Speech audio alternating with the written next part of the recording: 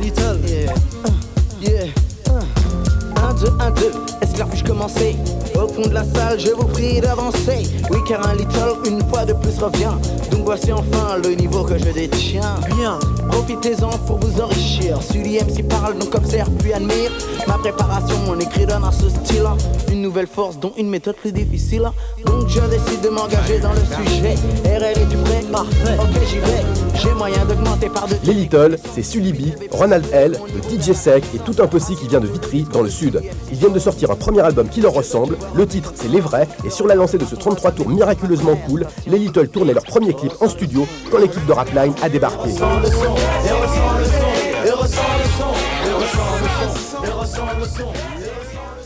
Bon, au départ, je crois que c'était Grandmaster Flash.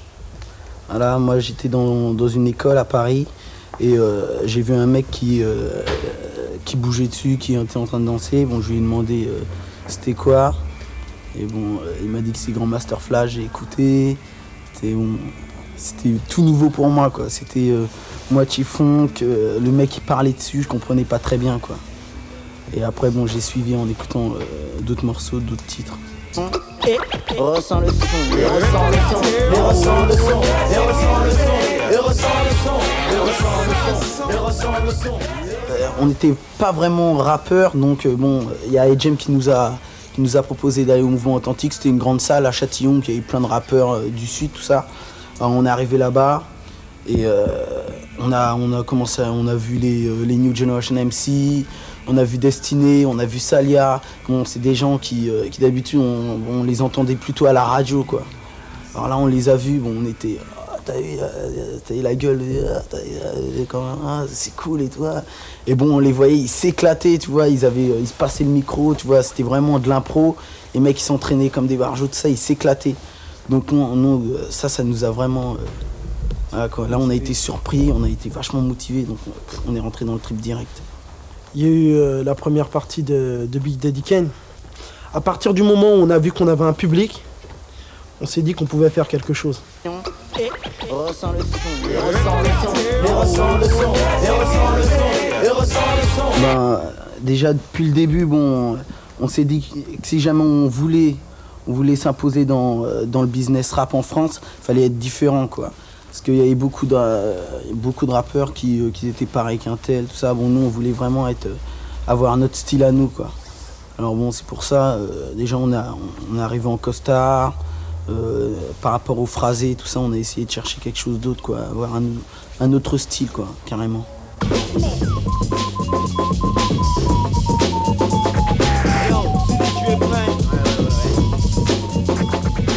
J'étais tout seul, un amateur, j'écoutais les radios.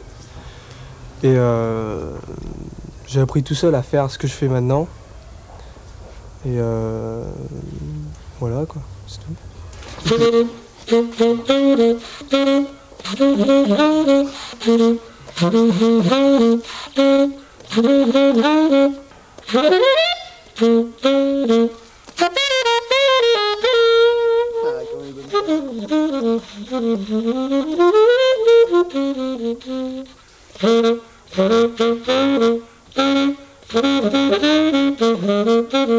Ça c'est pour Rapline, hein. Il faut être méfiant, bien sûr. Et bon, nous, ça va, quoi. On travaille dans une assez bonne ambiance, quoi. Déjà, nous, c'est surtout la famille, quoi. Alors, si jamais la personne elle est droite avec nous, il n'y a pas de problème, quoi. Donc, et c'est sûr, bon, c'est pas tout le monde qui est carré, donc... des chachas, il y en a plein, c'est sûr.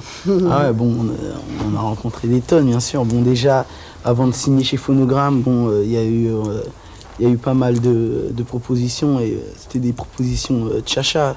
C'est bon, voilà, je voudrais que tu mettes ta casquette comme ça. Bon, vas-y, fais le clown. Bon, c'était des trucs assez nuls. Bon, ça suivait pas ce qu'on faisait, quoi. Donc voilà. Yeah. Little, yeah. faire parler, tout ça, quoi. Bon, parce qu'il y a eu beaucoup de rumeurs sur nous, quoi, qui ont couru dans le milieu. Donc c'était un peu pour faire chier tous les mecs qui n'aiment pas les L, quoi. Voilà, donc c'était pour dire, voilà, nous on est là, tu ne nous aimes pas, c'est ton problème, quoi. On y est quand même. Voilà. Je ne vois que moi. Tu peux parler, ça me touche pas ce que tu dis. Il y a mon possi, il y a ma famille, et voilà, quoi. Qu'ils hachent.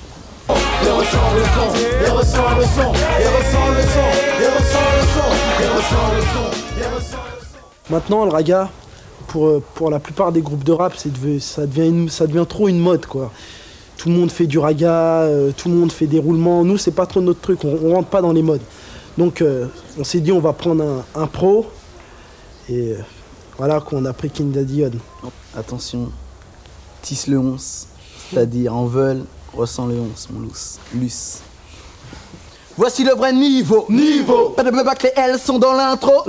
Lilo. Bienvenue au royaume de l'underground, yeah. Le MA Round. La vérité sort de la bouche des petits.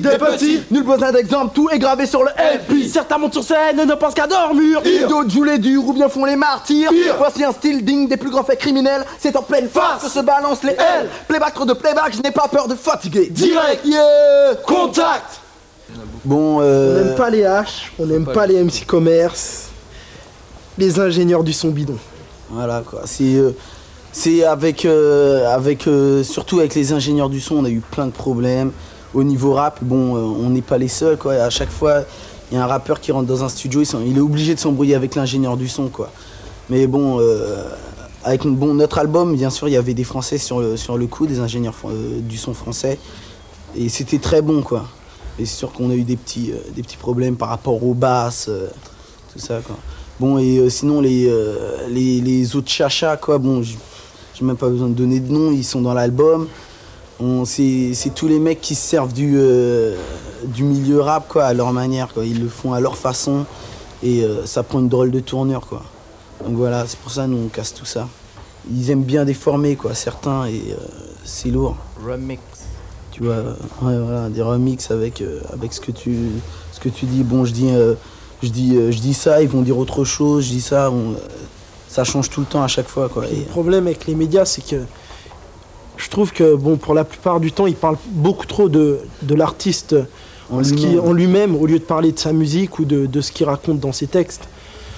Bon, c'est dommage. Ouais. Mais bon, bien sûr, c'est pas tous les médias qui sont comme ça. Hein. Hello, voici le technicien. Intact. Pas de faux, rien que de beau, annonce mon comeback. M-E-G-A-L-O. Lilo. Encore une occasion de parler de moi sur le T-E-M-P-O. C'est pas du Larceau. Je critique pas son boulot. Ce n'est pas le même business. Ce n'est pas le même niveau. U-N-Z-E-R, ground. C'est clair. Le A-Selou touché de la Martinique, Nick. Bon, présentation du possi des L, c'est-à-dire des litters.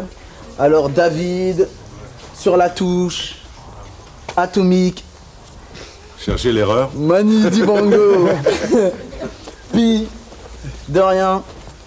Sec, Doudou, G, R, Tony, Claudine, Daland, Alexandra, Cathy, Nadia, Bidjess. Et bon, moi-même... Milus Sulibi. Voilà, il l'a dit. Invité de marque, le saxologue Manu Dibango. Lui qui avait invité MC Mello sur son propre album et qui a eu un contact assez rude avec les rappeurs de Ministère Amer, s'est-il senti à l'aise avec les petits? Réponse affirmative.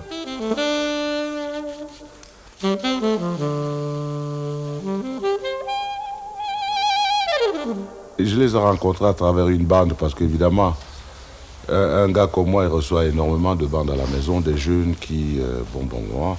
Et dans tout ça, leur producteur, c'est-à-dire Jacques Sanjuan, dit « Tiens, Manu, j'ai des jeunes là, écoute ça. » J'écoute, tiens, je dis « Mince alors. » Non seulement c'est du rap, mais il y a des harmonies dedans, ça commence à m'intéresser. Il y a une section de cuivre, ça commence à m'intéresser. Ça parle français, ça commence à m'intéresser. Je comprends ce qu'ils disent. Ça, et puis mes enfants sortent de leur piole. Parce que chez moi, j'ai un baromètre infaillible. Quand je mets une bande ou une cassette ou un truc, Je vois la réaction parce que j'ai un garçon, un MD qui a 15 ans, j'ai une fille qui a 23 ans. Alors donc elles sont dans ce cadre-là et ils sont tous les deux sortis. Papa, qu'est-ce que c'est?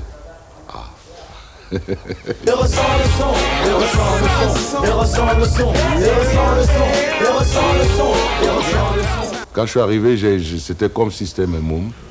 Je me suis senti en sympathie avec eux, alors que j'ai déjà fait des tournages avec d'autres équipes de rap, et ça ne s'est pas toujours passé dans cette sympathie. Je pense que tu vois ce que je veux dire.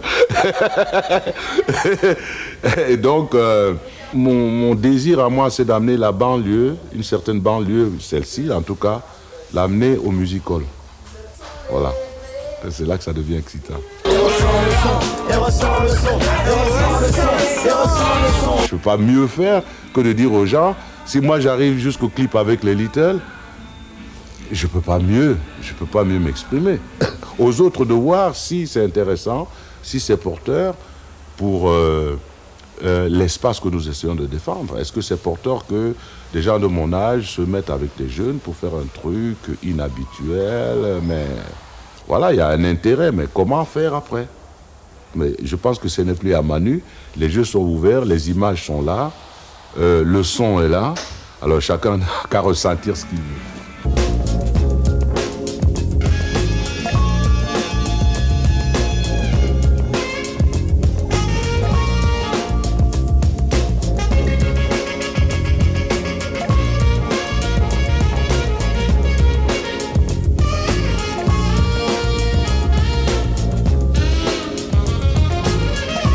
Quand les gens commencent à vous prendre des bouts de musique, au début vous dites, mais enfin, les règles, c'est-à-dire la société des droits d'auteur, la protection des œuvres et tout ça, vous êtes dans un cadre quand même où il y a une législation et tout ça.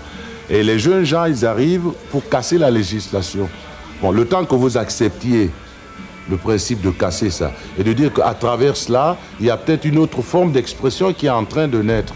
Et comment l'amener le plus légalement possible devant les gens. Ça, c'est le problème. C'est Fred, leur cerveau. Fred.